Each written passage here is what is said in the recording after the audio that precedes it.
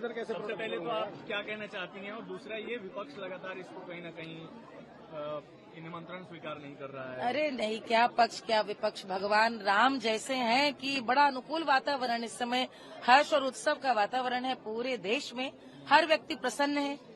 आपने विपक्ष की बात की, वो तो कल राम को अस्तित्व नहीं मान रहे थे और अयोध्या में थे, ये नहीं मान रहे थे। अब 22 को नहीं, किंतु बाद में वो कह रहे हम रामलला के दर्शन को आएंगे, हमको वहाँ पे दर्शन के लिए निमंत्रण की आवश्यकता नहीं, हमारे राम है।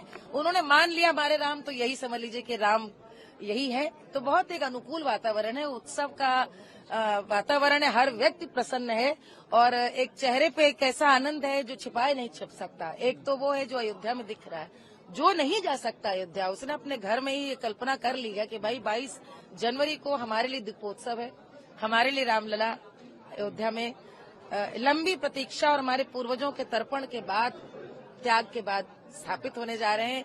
तो उस दृश्य को देखने की उत्सुकता, और जैसे होता है कि आप देखें घर में भी जब प्रसव होने वाला होता है या कोई विवाह संस्कार होने वाला था, उसके पहले जो तैयारियां होती हैं, तो घर परिवार परिश्रम तो करता है लेकिन आनंद के संग आनंद छलक रहा होता है।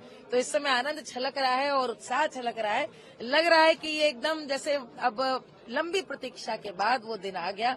तो 22 जनवरी को हम सब साक्षी बनेंगे। बहुत मैं पकड़ूंगा तो मैं इधर कैसे? सबसे पहले तो आप क्या कहना चाहती हैं, और दूसरा ये विपक्ष लगातार इसको कहीं न कहीं निमंत्रण स्वीकार नहीं कर रहा है। अरे नहीं, क्या पक्ष क्या विपक्ष, भगवान राम जैसे हैं कि बड़ा अनुकूल वातावरण इस समय, हर्ष और उत्सव का वातावरण है पूरे देश में, हर व्यक्ति प्रसन्न है।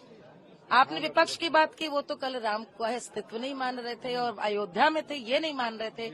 अब 22 को नहीं, किंतु बाद में वो कह रहे हम रामलला के दर्शन को आएंगे, हमको वहाँ पे दर्शन के लिए निमंत्रण की आवश्यकता नहीं, हमारे राम है।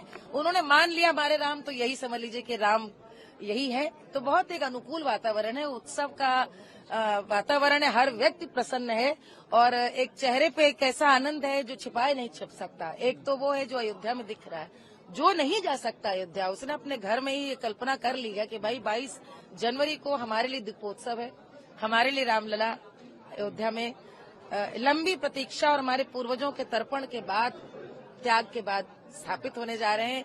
तो उस दृश्य को देखने की उत्सुकता, और जैसे होता है कि आप देखें घर में भी जब प्रसव होने वाला होता है या कोई विवाह संस्कार होने वाला था, उसके पहले जो तैयारियां होती हैं, तो घर परिवार परिश्रम तो करता है लेकिन आनंद के संग आनंद छलक रहा होता है।